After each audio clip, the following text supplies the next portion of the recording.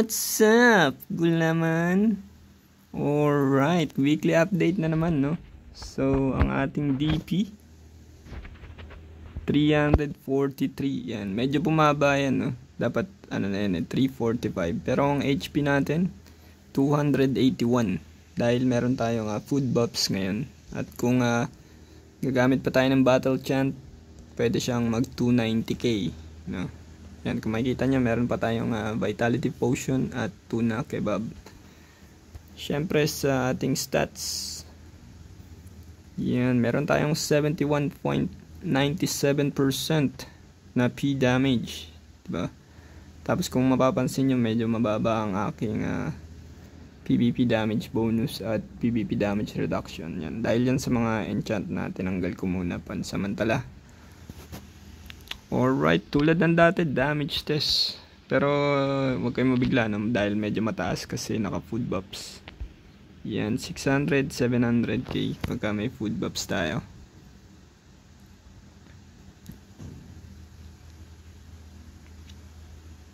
Yan, pero kung walang food buffs, 600 ang minimum natin. 620 ang pinakamababa. Yan, alright. Tapos update sa ating statue, di ba? Level 17 na ang ating Valkyrie weapon, di ba? At siguro this week, kundi man this week or next week, siguro max level na yan. Tapos ipapa-level natin tong ano ba yung kasunod? Etong relic, no? Ito naman yung ipapa-level ko para sa neutral damage. Diba? Neutral yan eh. Ayan, and elemental resistance dahil sa sage, no? Sage na rock na kasi ngayon, diba? So, ayan, may tuturo pala ako sa inyo, no? Kasi ang build ko ngayon ay yan, kung makikita nyo yung stats ko, no? Pala. Yan.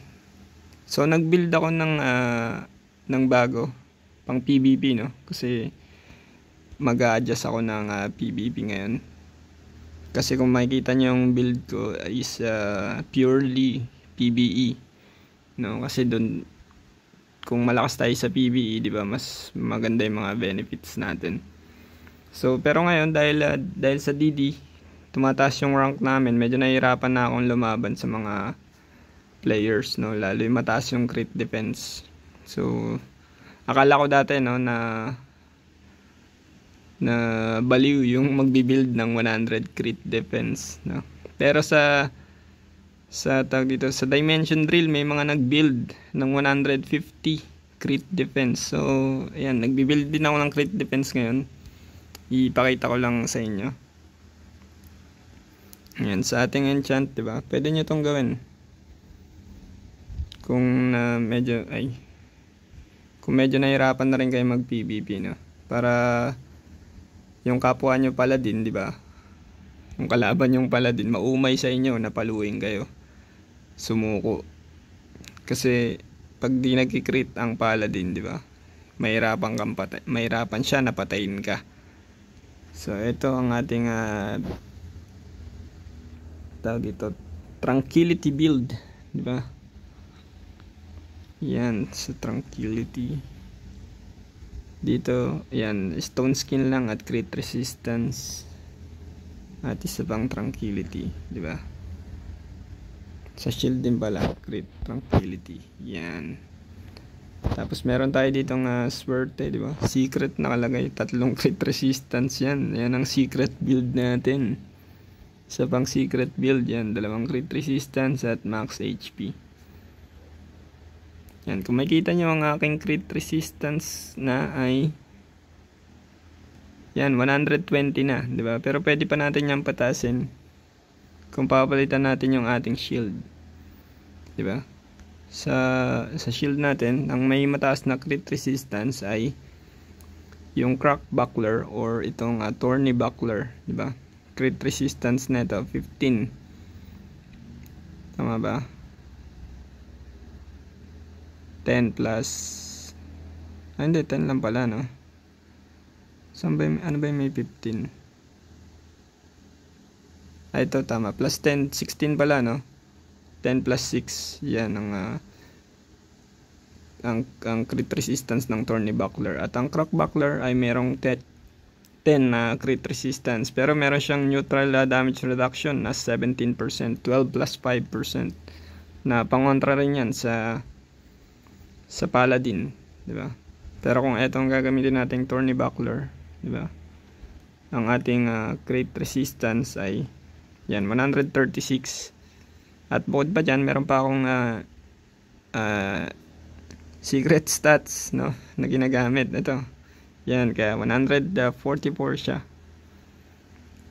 90 vitality, 90 luck, at 42 lang ang agi. Yan ang ginagamit ko ngayon pang PvP. Yeah, 144.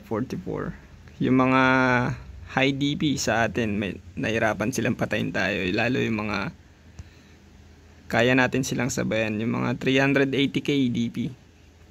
Yan, kahit 400k siguro na DP, mahirapan na patayin tayo dahil sa crit resistance na 144, di ba? Yan, tapos pagka may buffs pa yan ng di ba? Pwede pa yan tumaas. Buffs na Gloria, yung luck. Yan, at ang HP, no? HP ko 230 lang. Yan. Ganyan lang kababa. Pero goods lang yan. Walang problema dyan, di ba?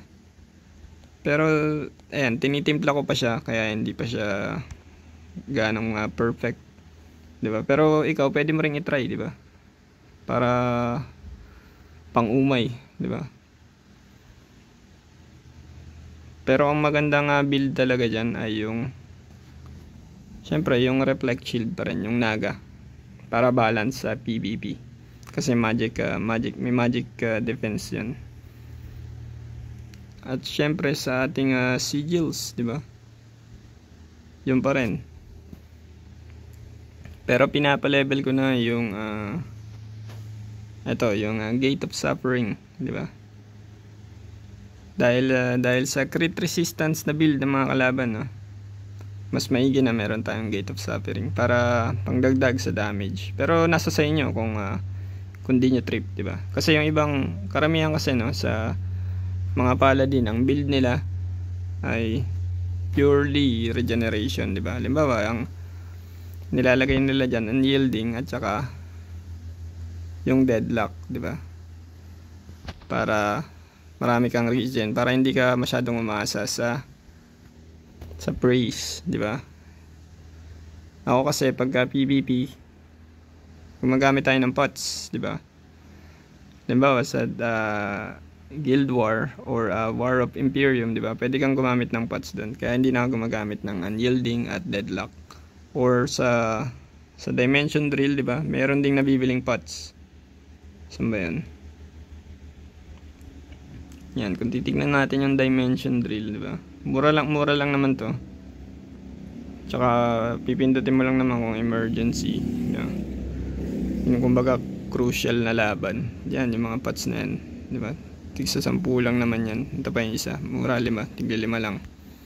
Yan. Goods din naman yan. Tsaka wala rin namang masyadong kailangan bilhin doon sa point shop ng DD. Kaya okay lang din bilhin nyo yung pots. Siguro akong binili ko lang dito is yung ito, yung hammer lang. Di ba? Wala naman masyadong magandang bilhin diyan. O kaya Mora coin, di ba? Pero kasi ang dami na nating resources ng Mora coin eh. Naubos na yung Eden coin ko, di ba? Kakabili ng Mora coin. O kaya super cookie, yan lang. Di ba? Tapos this week din siguro baka mag 5-star na tayo sa ating title. Dahil ang title ko nabitin no? Nabitin ang title ko eh. Saan ba yan? Ang title ko, yan, ang title ko 9, no? 9 na siya. Tapos kinapos sa pag-combine. Yan, yung pang-combine natin. Saan ba yan? Yan, ito, nawalan tayo ng hero token. Kaya di tayo makapag-combine. Nagamit lahat. Siyempre, pang tuturo natin sa inyo, yung shield boomerang, di ba? Medyo marami pa rin nahirapan mag shield boomerang. So, pakita ko lang, no? Sa shield boomerang, di ba, dapat ayan, meron tayong preset dito na para isang click lang, di ba? Hindi ko alam kung alam nyo to or kung ginagawa nyo para palit ka agad, di ba? Kung i-expand nyo yan, edit preset, yan, magpapalit-palit lahat yan na pang shield ko. Kaya yung stats pati item magbabago na rin, di ba? Yan, naka strength bit na rin. Tapos sa equipment, di ba? Naka longhorn na kagad, tapos naka cross shield na kagad. Tapos tier set na rin, di ba? Mabilisan lang. Ang hindi lang nagbabago sa preset ng dun sa may build ay yung enchantment. So kailangan nating i-adjust yung enchantment. Sa enchant, di ba? Lagay natin diyan legend. Yan, puro legend lang, no? Legend. Yan, legendary bow. 4 na level 4 yan. Kaya yan nawawanit natin kasi mataas yung level ng legendary bow natin. Pero hindi siya ganun kataas, no? At meron pa tayong tawag dito. Itong barrel na range physical damage din plus 3%. Uy, bakit 3% na to? Nadagdagan na. 2% lang to last week. Ano yung bug ba yan? O inedit nila?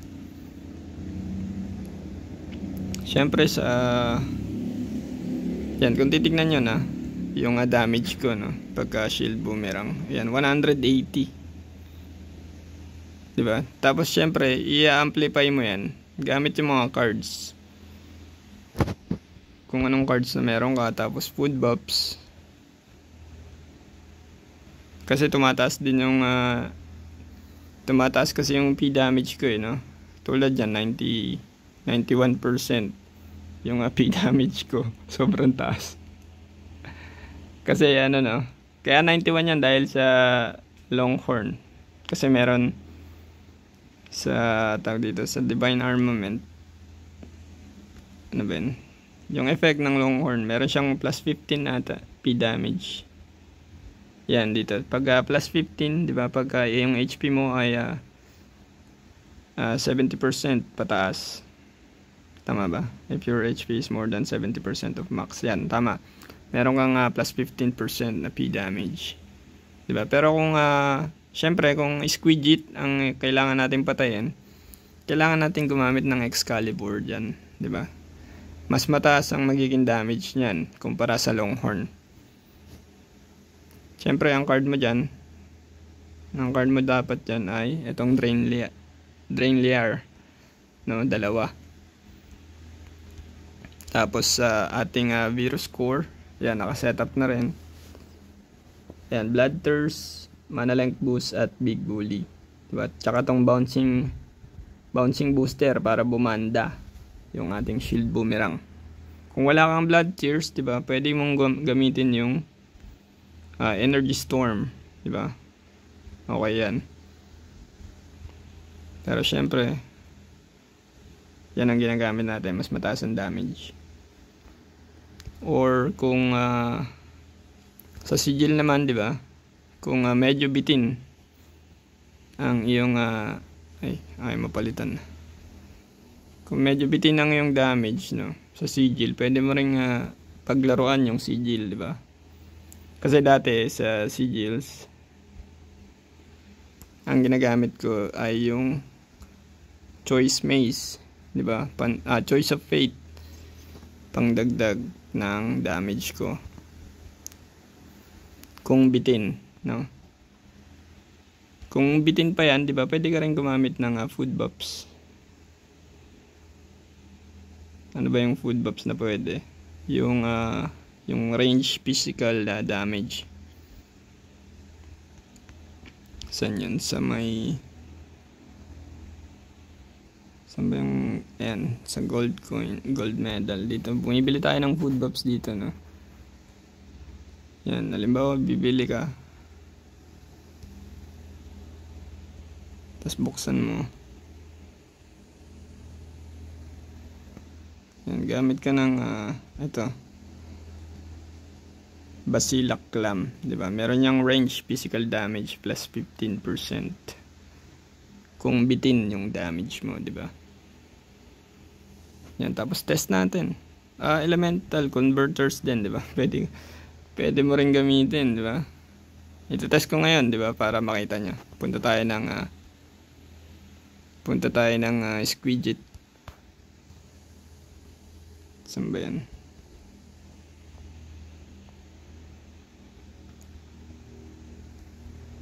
Bialan. Yan. Ay, hindi. Kulang pala. Ita-transfer ko muna. Ayan. Transfer ko muna yung refinement, no? Teleport tayo sa Alberta. Yan. Mag-transfer tayo ng refinement para ma-one hit natin yung squidget. Yan. Nakatamad tong gawin, no? Kaya yung iba hindi na ginagawa kasi magpapalit ka, tapos magta-transfer ka ng refine, di ba? Kasi babalik mo na naman pagka magka-sacrifice ka, di ba? Yan, transfer natin. Libre lang naman yan, walang kailangan bayaran diyan. Tapos teleport sa Bialan.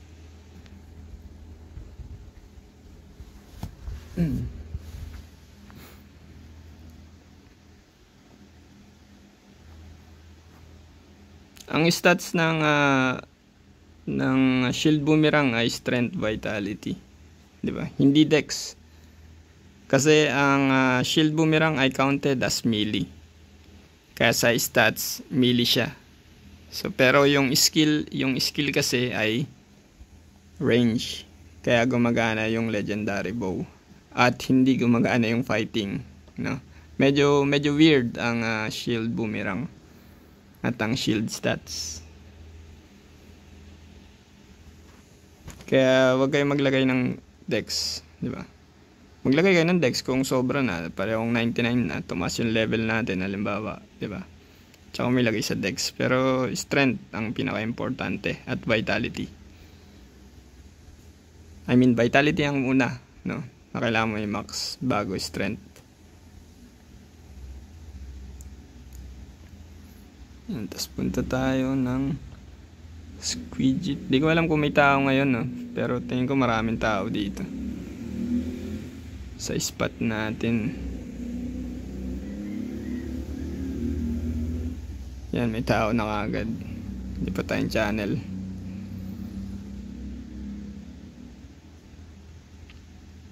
May tao pa rin. Sino to? Hanap na lang tayo na ibang spot.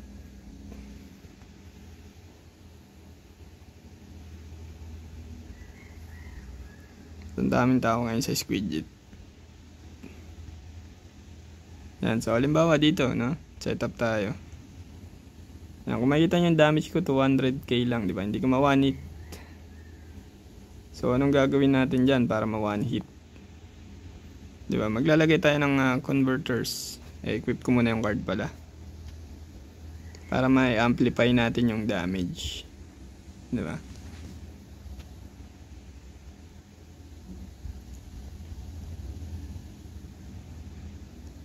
Yan, equip natin. More insert card.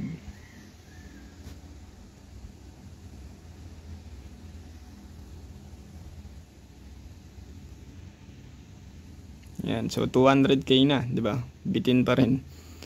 So kung bitin 'yan, 'di ba? Gagamit na tayo ng converters.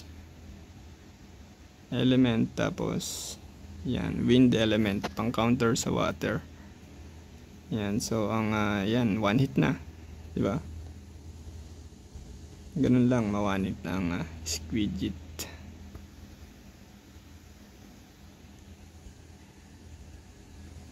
Pangit ng camera angle ng update, 'di ba?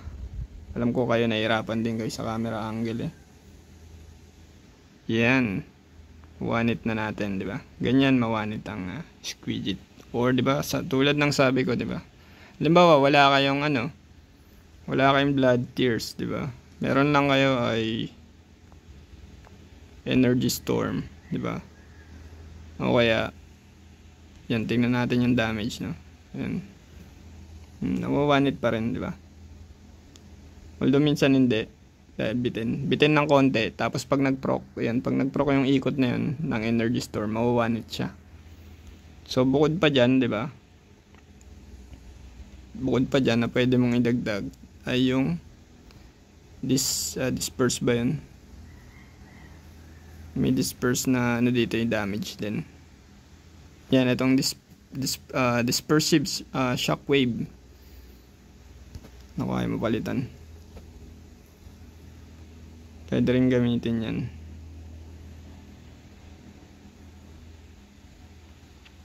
Dispersive shockwave. Yan. Para banda ng banda, di ba? Yan, di ba? Dami mong damage. Di ba? Kung ako hindi ko one-hit yan, halimbawa wala akong blood tears, di ko ma-one-hit, di tsaka mo na gamitan ng food buffs, di ba? Kung ang gagamitin mo lang ay yung Basilak at yung pwede ka maglagay ng stats ng vitality, di ba? Yan. Ganun lang. Alright. Okay, ito no. Battle chant pa pala, di ba? Para hindi ka bitin sa damage. Alright. Ito lang for our video. Sana may natutunan kayo, di ba? At sa mga susunod na plano natin, di ba? Pag-usapan natin yan next upload. Alright. Peace out. Kita-kits next video.